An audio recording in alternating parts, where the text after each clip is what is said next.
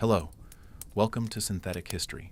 Tonight's story is intentionally slow, pleasantly uneventful, and wonderfully boring.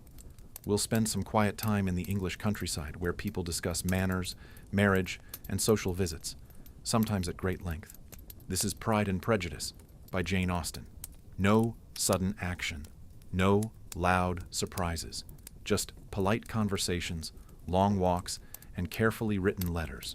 So get comfortable and let this beautifully boring classic help you drift off to sleep. Before we begin, tell us in the comments, what time is it and where are you watching from? Let's meet there. Now get comfortable, relax, and let history guide your sleep. Chapter 1. It is a truth universally acknowledged that a single man in possession of a good fortune must be in want of a wife.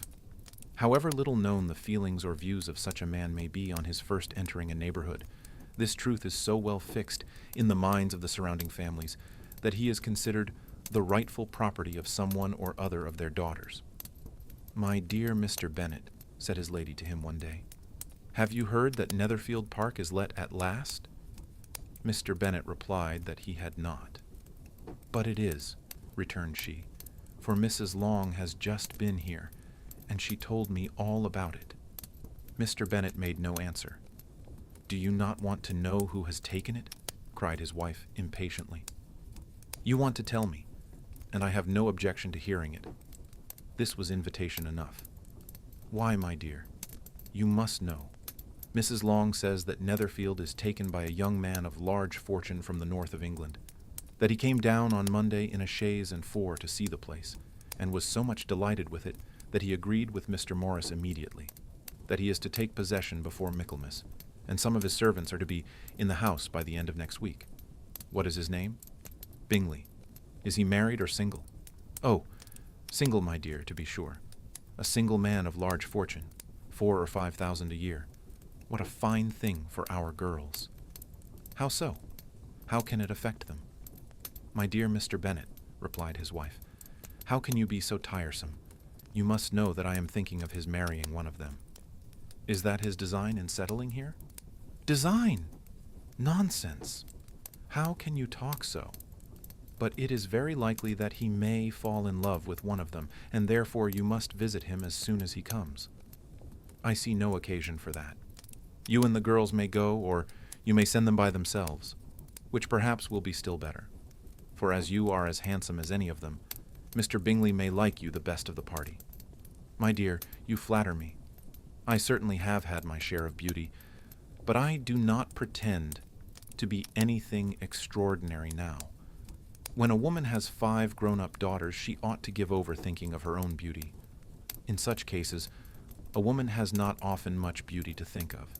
But, my dear, you must indeed go and see Mr. Bingley when he comes into the neighborhood. It is more than I engage for, I assure you. But consider your daughters. Only think what an establishment it would be for one of them. Sir William and Lady Lucas are determined to go, merely on that account, for in general, you know, they visit no newcomers. Indeed, you must go, for it will be impossible for us to visit him if you do not. You are over-scrupulous, surely. I dare say Mr. Bingley will be very glad to see you, and I will send a few lines by you to assure him of my hearty consent to his marrying whichever he chooses of the girls, though I must throw in a good word for my little Lizzie. I desire you will do no such thing. Lizzie is not a bit better than the others, and I am sure she is not half so handsome as Jane, nor half so good-humored as Lydia. But you are always giving her the preference. They have none of them much to recommend them, replied he. They are all silly and ignorant like other girls, but Lizzie has something more of quickness than her sisters. Mr. Bennet, how can you abuse your own children in such a way? You take delight in vexing me. You have no compassion for my poor nerves. You mistake me, my dear. I have a high respect for your nerves. They are my old friends. I have heard you mention them with consideration these last 20 years, at least. Insufficient Mr. Bennet was so odd a mixture of quick parts, sarcastic humor, reserve, and caprice, that the experience of 23 years had been to make his wife understand his character. Her mind was less difficult to develop. She was a woman of mean understanding, little information, and uncertain she was discontented. She fancied herself nervous. The business of her life was to get her daughters married. Its solace was visiting and news. Chapter 2. Mr. Bennet was among the earliest of those who waited on Mr. Bingley. He had always intended to visit him, though to the last always assuring his wife that he should not go. Until the evening after the visit was paid, she had no knowledge of it. It was then disclosed in the following manner. Observing his second daughter employed in trimming a hat, he suddenly addressed her with, "I hope Mr. Bingley will like it, Lizzie." "We are not in a way to know what Mr. Bingley likes," said her mother resentfully, "since we are not to visit." "But you forget, Mamma," said Elizabeth, "that we shall meet him at the assemblies, and that Mrs. Long promised to introduce him." "I do not believe Mrs. Long will do any such thing. She has 2 nieces of her own. She is a selfish, hypocritical woman, and I have no opinion of her." "No more have I," said Mr. Bennet, "and I am glad to find that you do not depend on her serving you." Mrs. Bennet deigned not to make any reply, but, unable to contain herself, began scolding one of her daughters. "Don't keep coughing so, Kitty, for heaven's sake. Have a little compassion on my nerves. You tear them to pieces." "Kitty has no discretion in her coughs," said her father. "She times them ill." "I do not cough for my own amusement," replied Kitty fretfully. "When is your next ball to be, Lizzie?" "Tomorrow fortnight." "Aye, so it is," cried her mother, "and Mrs. Long does not come back till the day before, so it will be impossible for her to introduce him, for she will not know him herself. Then, my dear, you may have the advantage of your friend, and introduce Mr. Bingley to her." "Impossible, Mr. Bennet. Impossible, when I am not acquainted with him myself. How can you be so teasing? I honor your circumspection. A fortnight's acquaintance is certainly very little. One cannot know what a man really is by the end of a fortnight. But if we do not venture, somebody else will. And after all, Mrs. Long and her daughters must stand their chance. And, therefore, as she will think it an act of kindness, if you decline the office, I will take it on myself." The girls stared at their father. Mrs. Bennet said only, "Nonsense, nonsense." "What can be the meaning of that emphatic exclamation?" cried he. "Do you consider the forms of introduction, and the stress that is laid on them, as nonsense? I cannot quite agree with you there. What say you, Mary? For you are a young lady of deep reflection, I know, and read great books, and make extracts." Mary wished to say something sensible, but knew not how. "While Mary is adjusting her ideas," he continued, "let us return to Mr. Bingley." "I am sick of Mr. Bingley," cried his wife. "I am sorry to hear that. But why did not you tell me that before? If I had known as much this morning, I certainly would not have called on him. It is very unlucky, but as I have actually paid the visit, we cannot escape the acquaintance now." The astonishment of the ladies was just what he wished, that of Mrs. Bennet perhaps surpassing the rest, though when the first tumult of joy was over, she began to declare that it was what she had expected all the while. "How good it was in you, my dear Mr. Bennet! But I knew I should persuade you at last. I was sure you loved your girls too well to neglect such an acquaintance. Well, how pleased I am. And it is such a good joke, too, that you should have gone this morning and never said a word about it till now. Now, Kitty, you may cough as much as you choose," said Mr. Bennet, and, as he spoke, he left the room, fatigued with the raptures of his wife. "What an excellent father you have, girls," said she when the door was shut.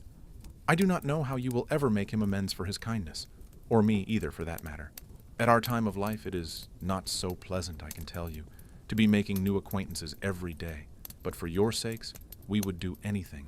Lydia, my love, though you are the youngest, I dare say Mr. Bingley will dance with you at the next ball." "Oh," said Lydia stoutly, "I am not afraid, for though I am the youngest, I'm the tallest." The rest of the evening was spent in conjecturing how soon he would return Mr. Bennet's visit, and determining when they should ask him to dinner. Chapter 3. Not all that Mrs. Bennet, however, with the assistance of her 5 daughters, could ask on the subject, was sufficient to draw from her husband any satisfactory description of Mr. Bingley. They attacked him in various ways with barefaced questions, ingenious suppositions, and distant surmises. But he eluded the skill of them all, and they were at last obliged to accept the second-hand intelligence of their neighbor, Lady Lucas. Her report was highly favorable. Sir William had been delighted with him. He was quite young, wonderfully handsome, extremely agreeable, and, to crown the whole, he meant to be at the next assembly with a large party. Nothing could be more delightful. To be fond of dancing was a certain step towards falling in love, and very lively hopes of Mr. Bingley's heart were entertained. "If I can but see one of my daughters happily settled at Netherfield," said Mrs. Bennet to her husband, "and all the others equally well married, I shall have nothing to wish for." In a few days Mr. Bingley returned Mr. Bennet's visit, and sat about 10 minutes with him in his library.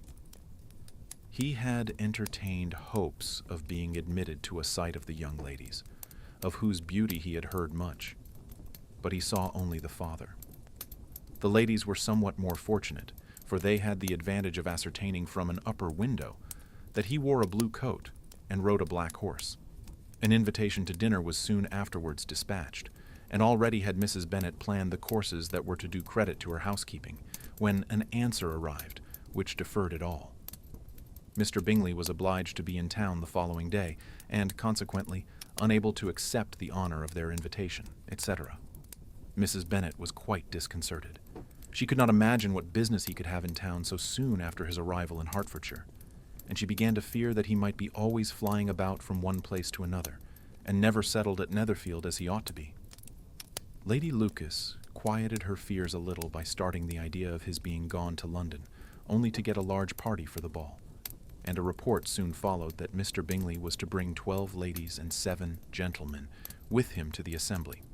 The girls grieved over such a number of ladies, but were comforted the day before the ball by hearing that instead of 12 he brought only 6 with him from London, his 5 sisters and a cousin. And, when the party entered the assembly room, it consisted of only 5 altogether: Mr. Bingley, his 2 sisters, the husband of the eldest, and another young man. Mr. Bingley was good-looking and gentlemanlike. He had a pleasant countenance and easy, unaffected manners. His sisters were fine women, with an air of decided fashion. His brother-in-law, Mr. Hurst, merely looked the gentleman, but his friend Mr. Darcy soon drew the attention of the room by his fine, tall person, handsome features, noble mien, and the report which was in general circulation within 5 minutes after his entrance, of his having 10,000 a year. The gentleman pronounced him to be a fine figure of a man.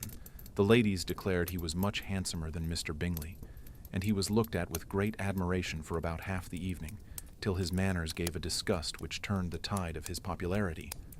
For he was discovered to be proud, to be above his company, and above being pleased, and not all his large estate in Derbyshire could then save him from having a most forbidding, disagreeable countenance, and being unworthy to be compared with his friend. Mr. Bingley had soon made himself acquainted with all the principal people in the room. He was lively and unreserved, danced every dance, was angry that the ball closed so early, and talked of giving one himself at Netherfield. Such amiable qualities must speak for themselves. What a contrast between him and his friend! Mr. Darcy danced only once with Mrs. Hurst, and once with Miss Bingley, declined being introduced to any other lady, and spent the rest of the evening in walking about the room, speaking occasionally to one of his own party.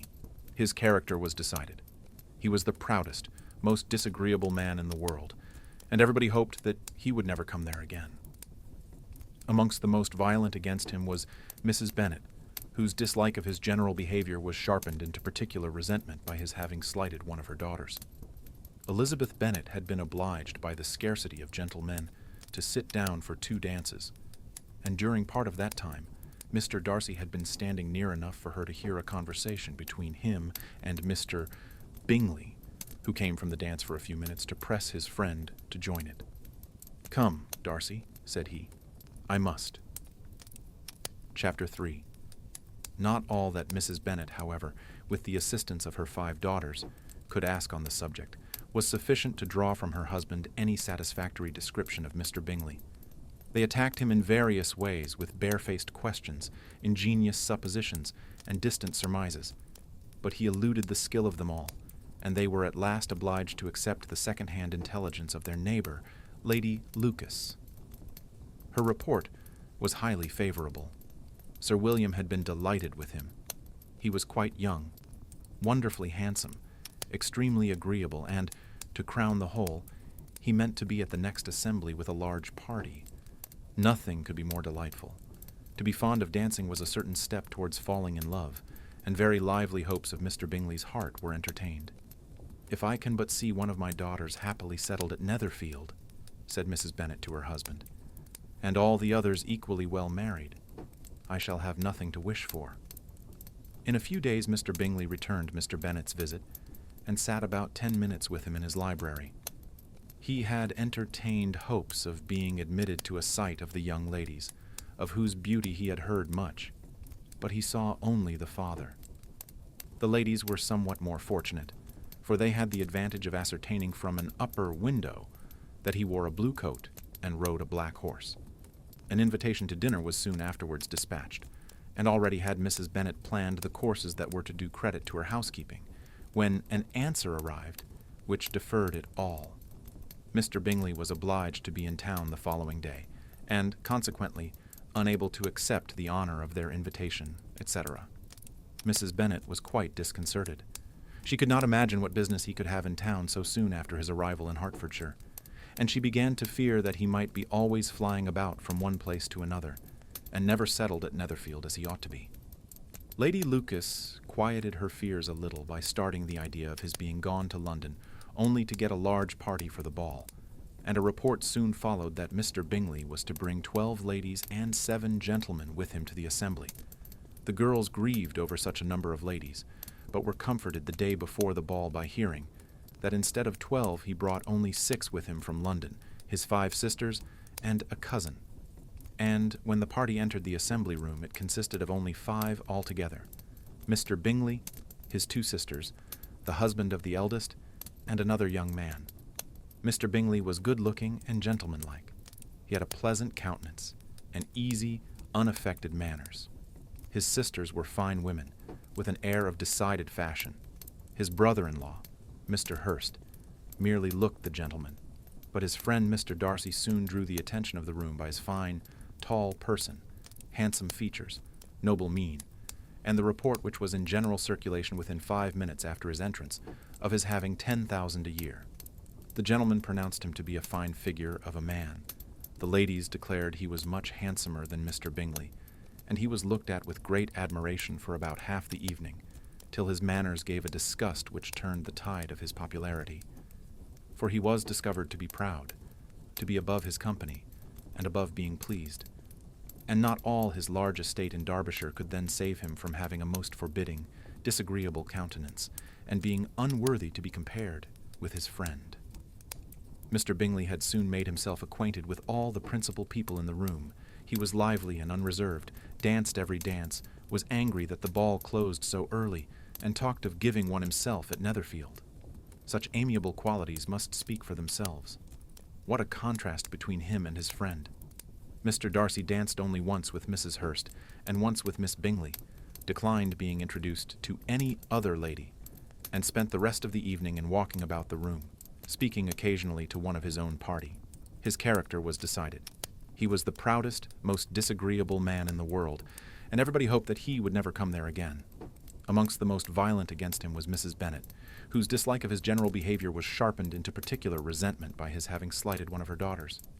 Elizabeth Bennet had been obliged, by the scarcity of gentlemen, to sit down for 2 dances, and during part of that time Mr. Darcy had been standing near enough for her to hear a conversation between him and Mr. Bingley, who came from the dance for a few minutes to press his friend to join it. "Come, Darcy," said he, "I must." Chapter 3.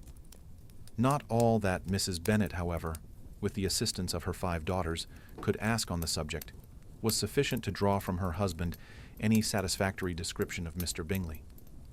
They attacked him in various ways with barefaced questions, ingenious suppositions, and distant surmises, but he eluded the skill of them all, and they were at last obliged to accept the second-hand intelligence of their neighbor, Lady Lucas. Her report was highly favorable. Sir William had been delighted with him. He was quite young, wonderfully handsome, extremely agreeable, and, to crown the whole, he meant to be at the next assembly with a large party. Nothing could be more delightful. To be fond of dancing was a certain step towards falling in love, and very lively hopes of Mr. Bingley's heart were entertained. "If I can but see one of my daughters happily settled at Netherfield," said Mrs. Bennet to her husband, "and all the others equally well married, I shall have nothing to wish for." In a few days Mr. Bingley returned Mr. Bennet's visit, and sat about 10 minutes with him in his library. He had entertained hopes of being admitted to a sight of the young ladies, of whose beauty he had heard much, but he saw only the father. The ladies were somewhat more fortunate, for they had the advantage of ascertaining from an upper window that he wore a blue coat and rode a black horse. An invitation to dinner was soon afterwards dispatched, and already had Mrs. Bennet planned the courses that were to do credit to her housekeeping, when an answer arrived, which deferred it all. Mr. Bingley was obliged to be in town the following day, and consequently unable to accept the honor of their invitation, etc. Mrs. Bennet was quite disconcerted. She could not imagine what business he could have in town so soon after his arrival in Hertfordshire, and she began to fear that he might be always flying about from one place to another, and never settled at Netherfield, as he ought to be. Lady Lucas quieted her fears a little by starting the idea of his being gone to London, only to get a large party for the ball, and a report soon followed that Mr. Bingley was to bring 12 ladies and 7 gentlemen with him to the assembly. The girls grieved over such a number of ladies, but were comforted the day before the ball by hearing that instead of 12, he brought only 6 with him from London, his 5 sisters and a cousin. And when the party entered the assembly room, it consisted of only 5 altogether: Mr. Bingley, his 2 sisters, the husband of the eldest, and another young man. Mr. Bingley was good-looking and gentlemanlike. He had a pleasant countenance and easy, unaffected manners. His sisters were fine women with an air of decided fashion. His brother-in-law, Mr. Hurst, merely looked the gentleman, but his friend Mr. Darcy soon drew the attention of the room by his fine, tall person, handsome features, noble mien, and the report which was in general circulation within 5 minutes after his entrance, of his having 10,000 a year. The gentlemen pronounced him to be a fine figure of a man. The ladies declared he was much handsomer than Mr. Bingley, and he was looked at with great admiration for about half the evening, till his manners gave a disgust which turned the tide of his popularity, for he was discovered to be proud, to be above his company, and above being pleased, and not all his large estate in Derbyshire could then save him from having a most forbidding, disagreeable countenance, and being unworthy to be compared with his friend. Mr. Bingley had soon made himself acquainted with all the principal people in the room. He was lively and unreserved, danced every dance, was angry that the ball closed so early, and talked of giving one himself at Netherfield. Such amiable qualities must speak for themselves. What a contrast between him and his friend. Mr. Darcy danced only once with Mrs. Hurst, and once with Miss Bingley, declined being introduced to any other lady, and spent the rest of the evening in walking about the room, speaking occasionally to one of his own party. His character was decided. He was the proudest, most disagreeable man in the world, and everybody hoped that he would never come there again. Amongst the most violent against him was Mrs. Bennet, whose dislike of his general behavior was sharpened into particular resentment by his having slighted one of her daughters.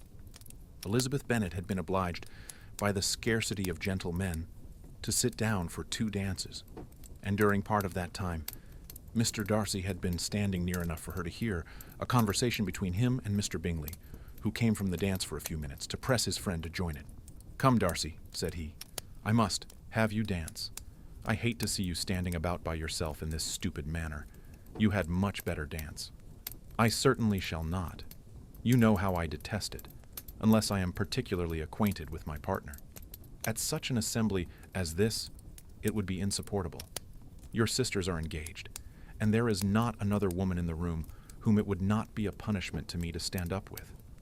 "I would not be so fastidious as you are," cried Mr. Bingley. "For a kingdom, Upon my honor, I never met with so many pleasant girls in my life as I have this evening, and there are several of them you see uncommonly pretty.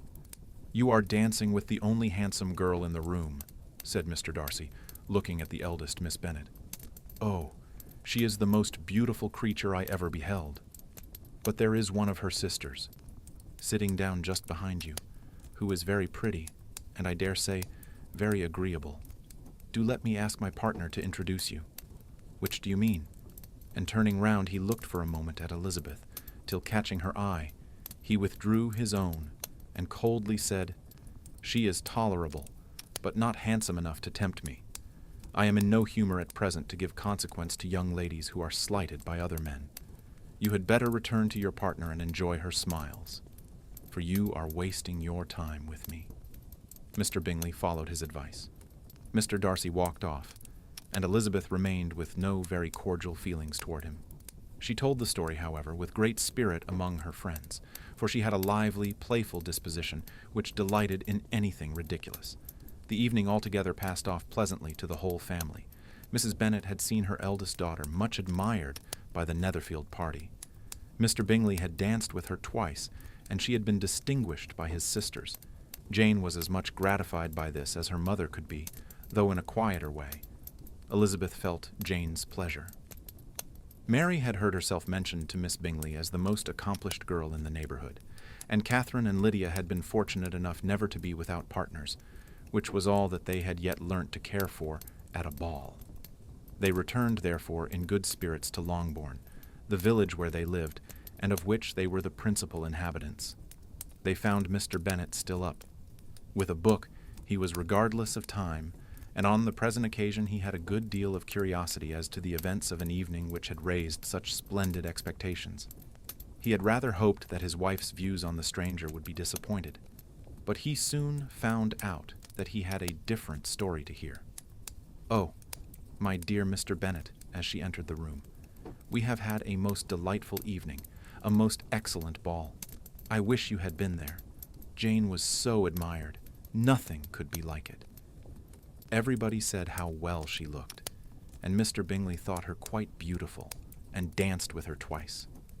Only think of that, my dear. He actually danced with her twice, and she was the only creature in the room that he asked a second time. First of all, he asked Miss Lucas. I was so vexed to see him stand up with her, but, however, he did not admire her at all. Indeed, nobody can, you know. And he seemed quite struck with Jane as she was going down the dance. So he inquired who she was, and got introduced, and asked her for the two next. Then the 2/3 he danced with Miss King, and the 2/4 with Maria Lucas, and the 2/5 with Jane again, and the 2/6 with Lizzie, and the boulanger.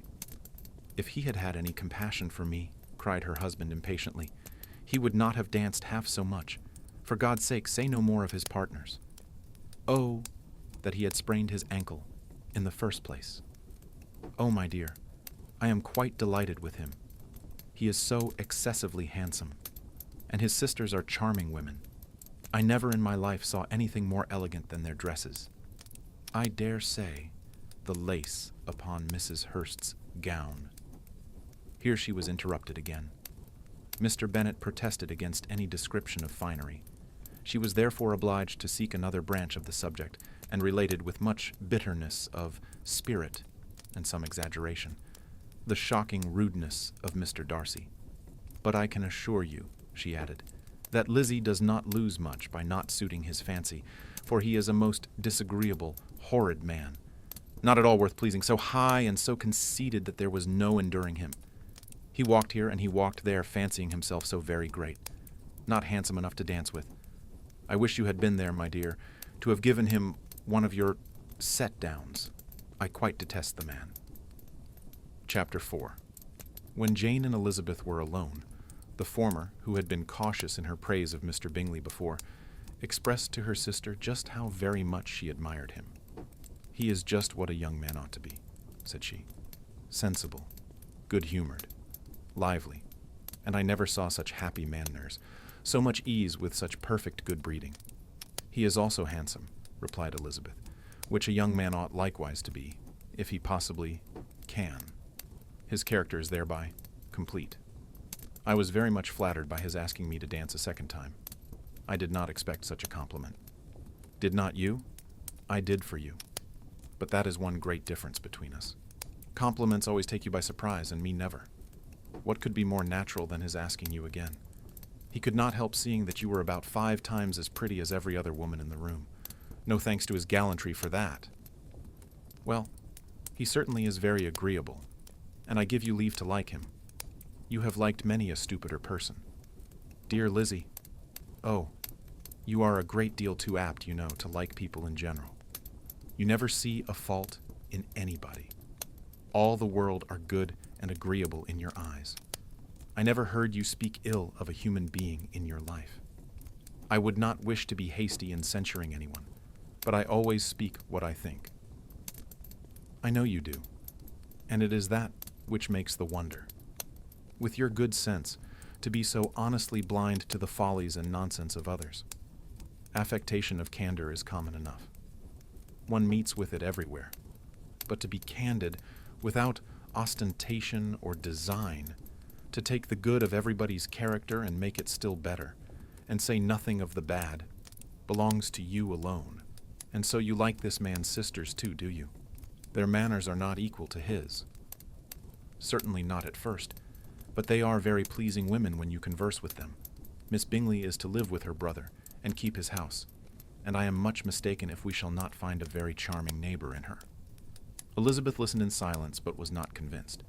Their behavior at the assembly had not been calculated to please in general, and with more quickness of observation and less pliancy of temper than her sister, and with a judgment too unassailed by any attention to herself, she was very little disposed to approve them.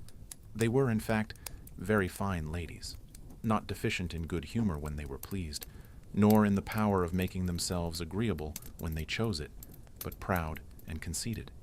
They were rather handsome, had been educated in one of the first private seminaries in town, had a fortune of £20,000, were in the habit of spending more than they ought, and of associating with people of rank, and were therefore in every respect entitled to think well of themselves and meanly of others. They were of a respectable family in the north of England, a circumstance more deeply impressed on their memories than that their brother's fortune and their own had been acquired by trade. Mr. Bingley inherited property to the amount of nearly £100,000 from his father, who had intended to purchase an estate, but did not live to do it. Mr. Bingley intended it likewise, and sometimes made choice of his county.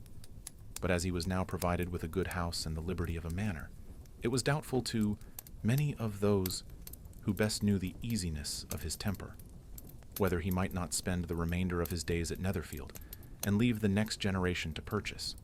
His sisters were anxious for his having an estate of his own, but, though he was now only established as a tenant, Miss Bingley was by no means unwilling to preside at his table, nor was Mrs. Hurst, who had married a man of more fashion than fortune, less disposed to consider his house as her home when it suited her. Mr. Bingley had not been of age tempted by an accidental 2 years when he was recommendation to look at Netherfield House. He did look at it, and into it for half an hour, was pleased with the situation and the principal rooms, satisfied with what the owner said in its praise, and took it immediately. Between him and Darcy there was a very steady friendship, in spite of great opposition of character. Bingley was endeared to Darcy by the easiness, openness, and ductility of his temper, though no disposition could offer a greater contrast to his own, and though with his own he never appeared dissatisfied. On the strength of Darcy's regard, Bingley had the firmest reliance, and of his judgment the highest opinion. In understanding, Darcy was the superior. Bingley was by no means deficient, but Darcy was clever. He was at the same time haughty, reserved, and fastidious, and his manners, though well-bred, were not inviting. In that respect, his friend had greatly the advantage. Bingley was sure of being liked wherever he appeared. Darcy was continually giving offense. The manner in which they spoke of the Meryton Assembly was sufficiently characteristic. Bingley had never met with more pleasant people or prettier girls in his life. Everybody had been most kind and attentive to him. There had been no formality, no stiffness. He had soon felt acquainted with all the room. And, as to Miss Bennet, he could not conceive an angel more beautiful. Darcy, on the contrary, had seen a collection of people in whom there was little beauty and no fashion, for none of whom he had felt the smallest interest, and from none received either attention or pleasure. Miss Bennet he acknowledged to be pretty, but she smiled too much. Mrs. Hurst and her sister allowed it to be so, but still they admired her and liked her, and pronounced her to be a sweet girl, and one whom they would not object to know more of. Miss Bennet was therefore established as a sweet girl, and their brother felt authorized by such commendation to think of her as he chose. Chapter 5. Within a short walk of Longbourn lived a family with whom the Bennets were particularly intimate. Sir William Lucas had been formerly in trade in Meryton, where he had made a tolerable fortune, and risen to the honor of knighthood by an address to the king during his mayoralty. The distinction had perhaps been felt too strongly. It had given him a disgust to his business and to his residence in a small market town, and, in quitting them both, he had removed with his family to a house about a mile from Meryton, denominated from that period Lucas Lodge, where he could think with pleasure of his own importance, and, unshackled by business, occupy himself solely in being civil to all the world. For, though elated by his rank, it did not render him supercilious. On the contrary, he was all attention to everybody, by nature inoffensive, friendly, and obliging. His presentation at St. James's had made him courteous. Lady Lucas was a very good kind of woman, not too clever to be a valuable neighbor to Mrs. Bennet. They had several children. The eldest of them, a sensible, intelligent young woman about 27, was Elizabeth's intimate friend. That the Miss Lucases and the Miss Bennets should meet to talk over a ball was absolutely necessary, and the morning after the assembly brought the former to Longbourn to hear and to communicate. "You began the evening well, Charlotte," said Mrs. Bennet with civil self-command to Miss Lucas. "You were Mr. Bingley's first choice." "Yes, but he seemed to like his second better." "Oh, you mean Jane, I suppose, because he danced with her twice. To be sure, that did seem as if he admired her. Indeed, I rather believe he did. I heard something about it, but I hardly know what. Something about Mr. Robinson." "Perhaps you mean what I overheard between him and Mr. Robinson. Did not I mention it to you? Mr. Robinson's asking him how he liked our Meryton assemblies, and whether he did not think there were a great many pretty women in the room, and which he thought the prettiest, and his answering immediately to the last question, 'Oh, the eldest Miss Bennet beyond a doubt? There cannot be two opinions on that point.' Upon my word. Well, that is very decided indeed. That does seem as if... But, however, it may all come to nothing, you know." "My overhearings were more to the purpose than yours, Eliza," said Charlotte. "Mr. Darcy is not so well worth listening to as his friend, is he? Poor Eliza. To be only just tolerable. I beg you would not put it into Lizzie's head to be vexed by his ill treatment, for he is such a disagreeable man that it would be quite a misfortune to be liked by him. Mrs. Long told me last night that he sat close to her for half an hour, without once opening his lips." "Are you quite sure, ma'am? Is not there a little mistake?" said Jane. "I certainly saw Mr. Darcy speaking to her." Because she asked him at last how he liked Netherfield, and he could not help answering her, but she said he seemed quite angry at being spoke to." "Miss Bingley told me," said Jane, "that he never speaks much, unless among his intimate acquaintances. With them he is remarkably agreeable." "I do not believe a word of it, my dear. If he had been so very agreeable, he would have talked to Mrs. Long.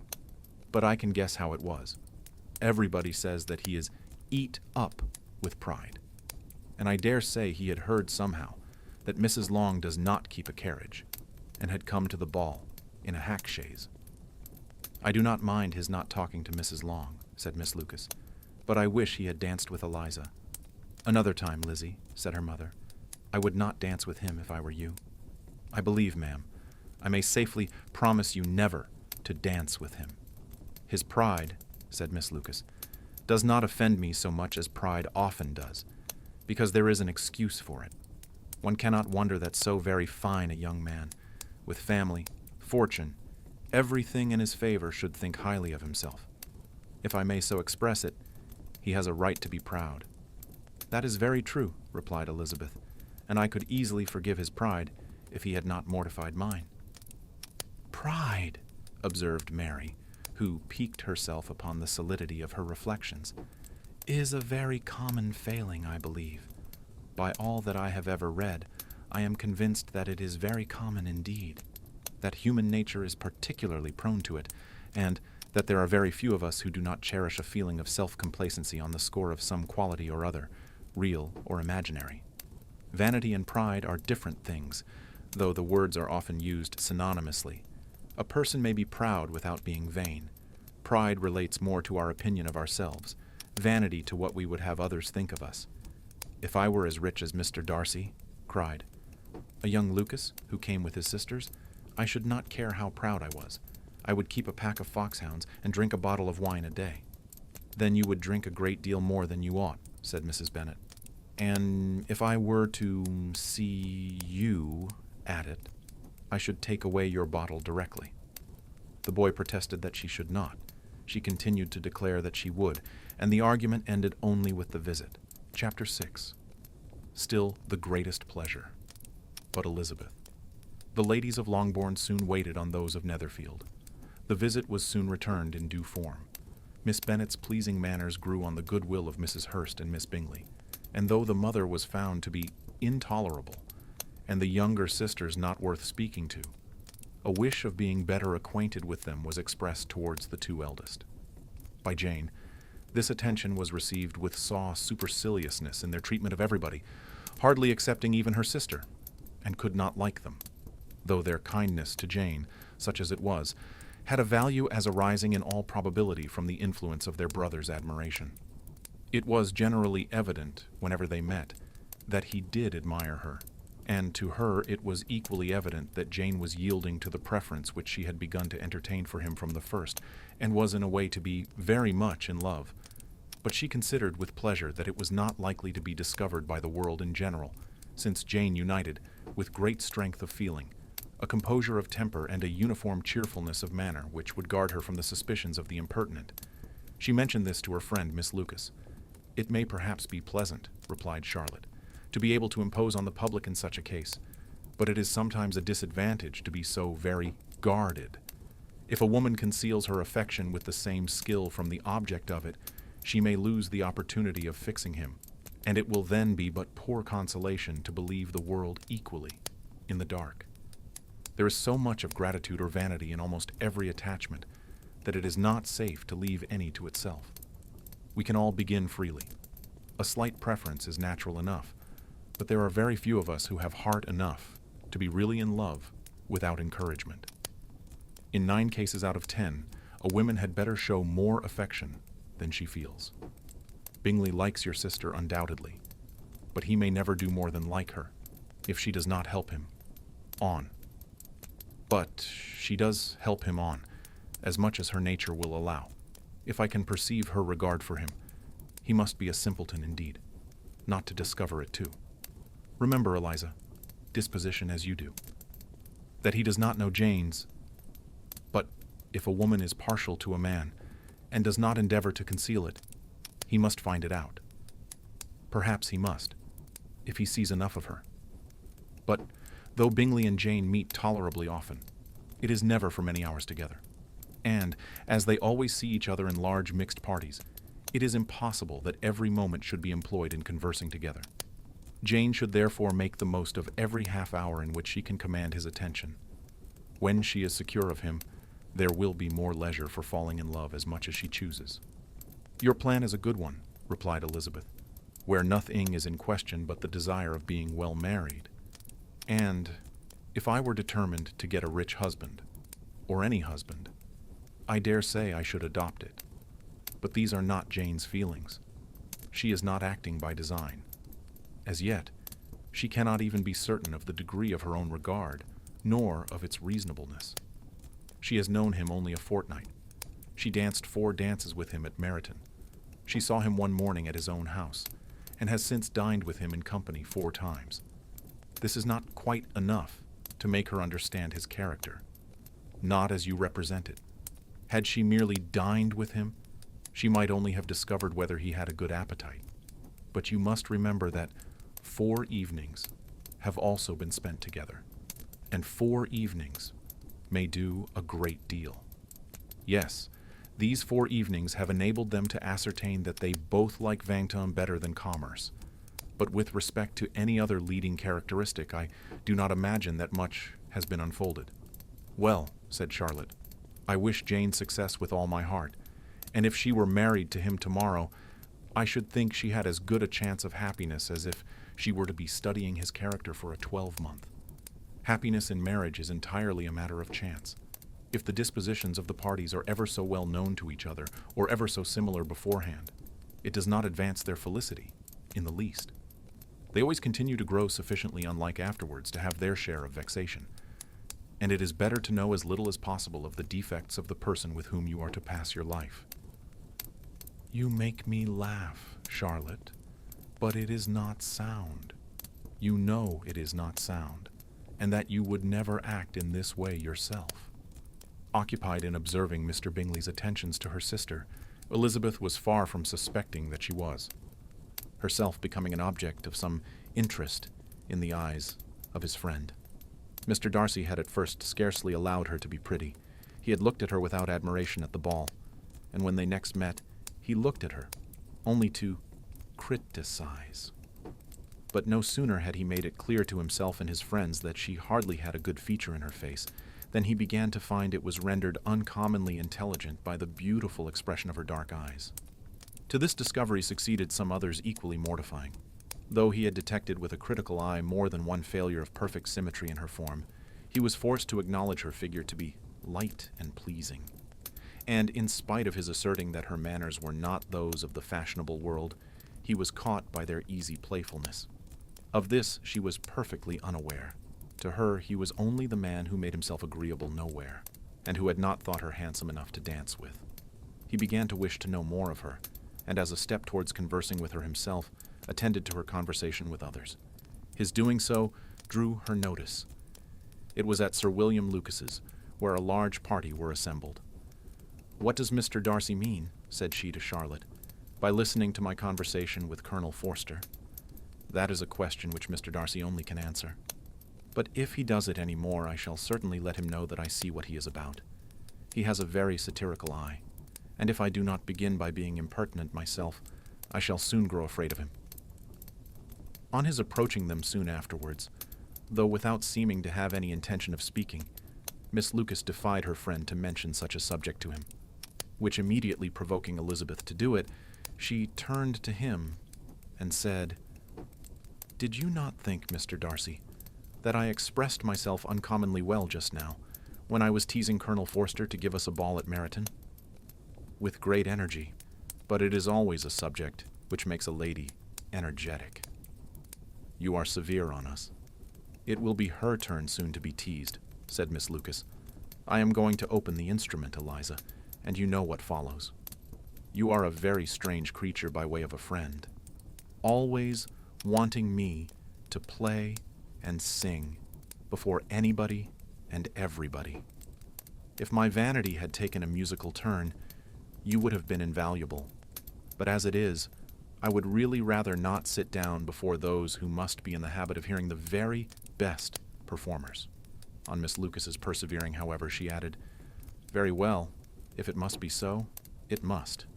And gravely glancing at Mr. Darcy, "There is a fine old saying, which everybody here is of course familiar with. Keep your breath to cool your porridge, and I shall keep mine to swell my song." Her performance was pleasing, though by no means capital. After a song or two, and before she could reply to the entreaties of several that she would sing again, she was eagerly succeeded at the instrument by her sister Mary, who having, in consequence of being the only plain one in the family, worked hard for knowledge and accomplishments, was always impatient for display. Mary had neither genius nor taste, and though vanity had given her application, it had given her likewise a pedantic air and conceited manner, which would have injured a higher degree of excellence than she had reached. Elizabeth, easy and unaffected, had been listened to with much more pleasure, though not playing half so well, and Mary, at the end of a long concerto, was glad to purchase praise and gratitude by Scotch and Irish airs, at the request of her younger sisters, who, with some of the Lucases and 2 or 3 officers, joined eagerly in dancing at one end of the room.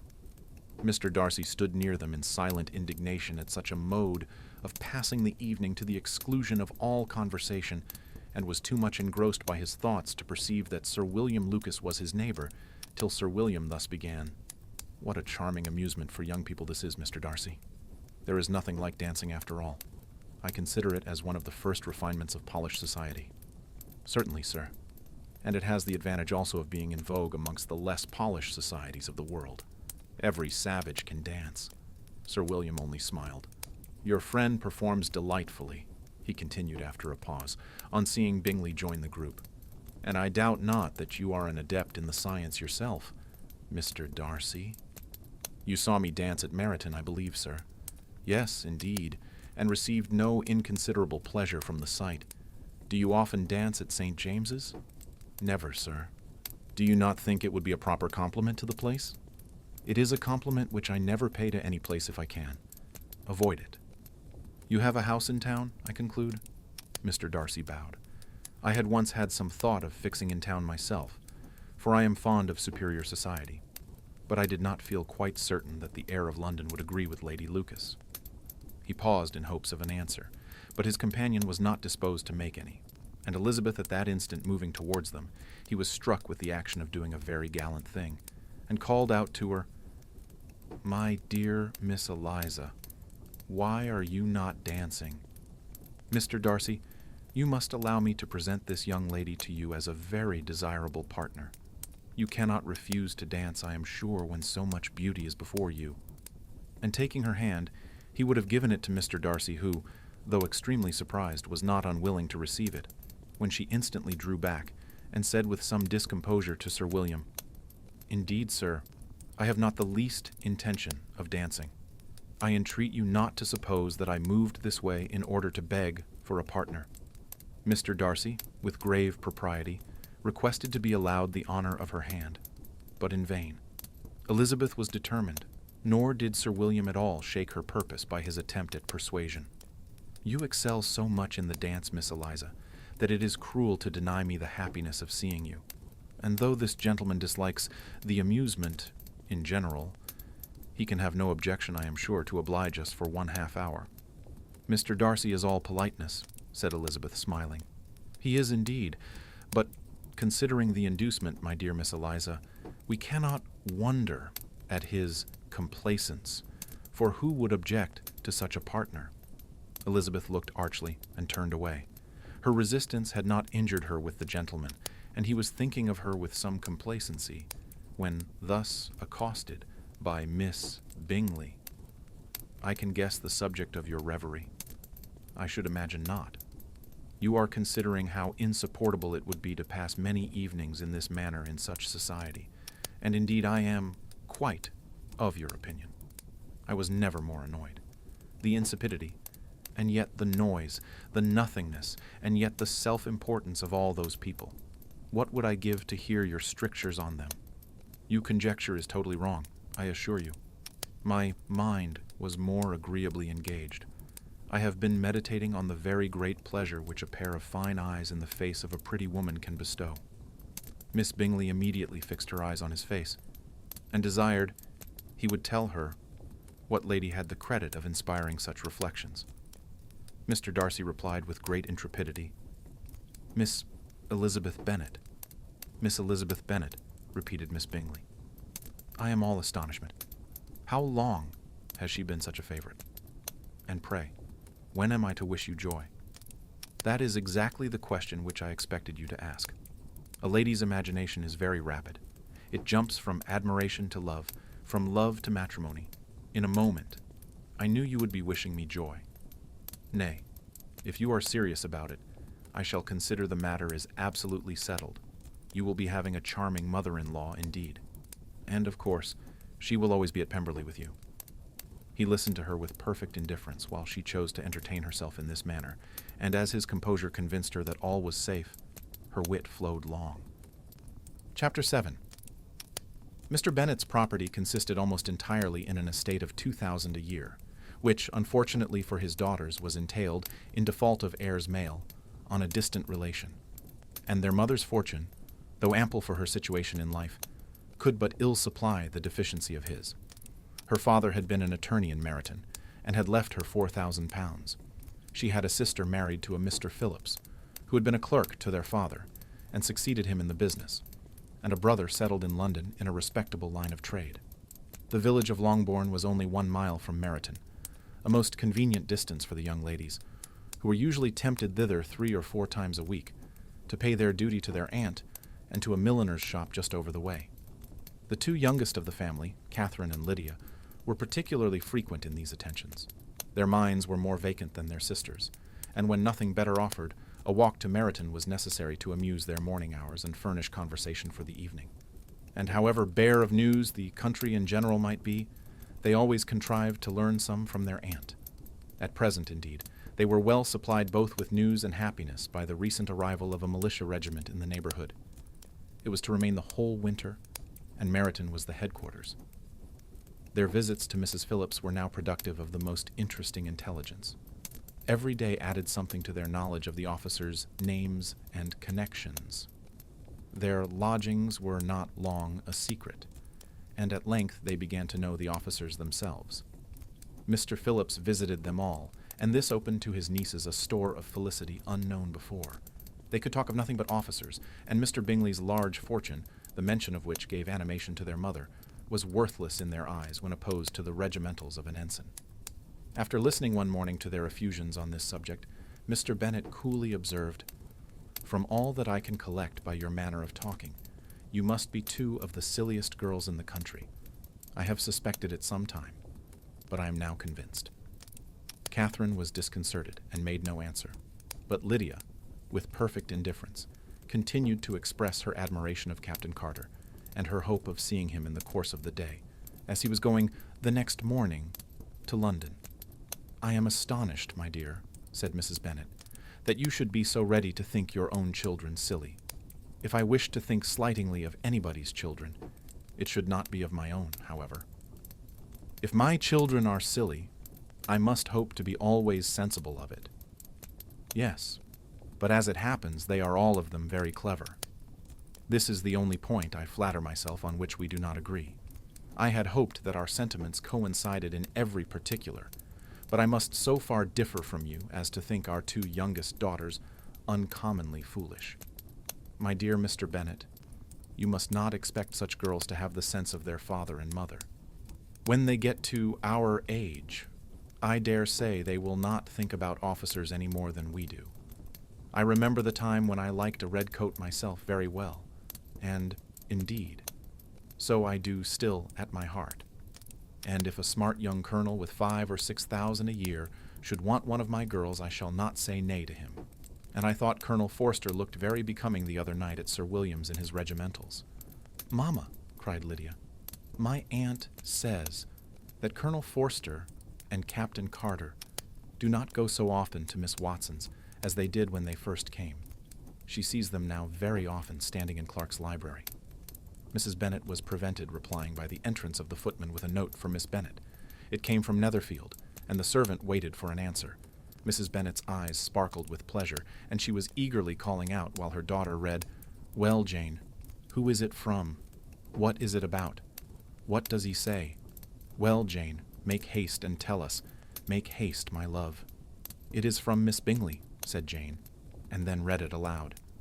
"My dear friend, if you are not so compassionate as to dine today with Louisa and me, we shall be in danger of hating each other for the rest of our lives, for a whole day's tete-a-tete between 2 women can never end without a quarrel.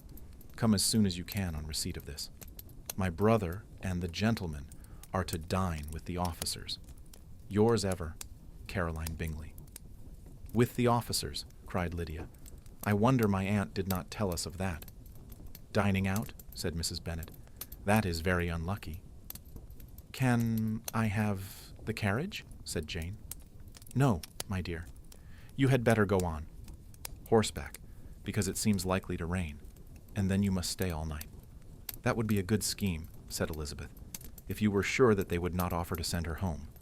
"Oh, but the gentleman will have Mr. Bingley's chaise to go to Meryton, and the Hursts have no horses to theirs."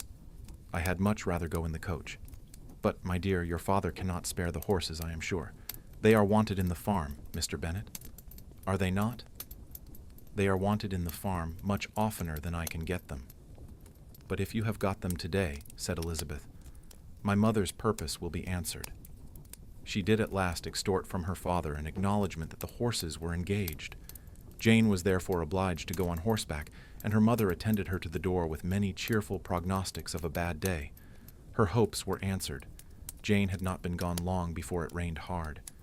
Her sisters were uneasy for her, but her mother was delighted. The rain continued the whole evening without intermission. Jane certainly could not come back. This was a lucky idea of mine indeed, said Mrs. Bennet more than once, as if the credit of making it rain were all her own. Till the next morning, however, she was not aware of all the felicity of her contrivance. Breakfast was scarcely over when a servant from Netherfield brought the following note for Elizabeth. My dearest Lizzie, I find myself very unwell this morning, which I suppose is to be imputed to my getting wet through yesterday. My kind friends will not hear of my returning till I am better. They insist also on my seeing Mr. Jones. Therefore, do not be alarmed if you should hear of his having been to me, and, excepting a sore throat and headache, there is not much the matter with me. Yours, etc. Well, my dear, said Mr. Bennet when Elizabeth had read the note aloud, if your daughter should have a dangerous fit of illness, if she should die, it would be a comfort to know that it was all in pursuit of Mr. Bingley, and under your orders. Oh, I am not afraid of her dying. People do not die of little trifling colds. She will be taken good care of. As long as she stays there, it is all very well. I would go and see her if I could have the carriage.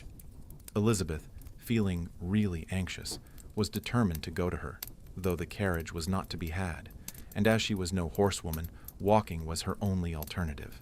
She declared her resolution. How can you be so silly, cried her mother, as to think of such a thing in all this dirt?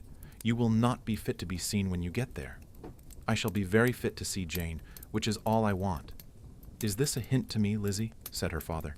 To send for the horses? No, indeed. I do not wish to avoid the walk. The distance is nothing when one has a motive.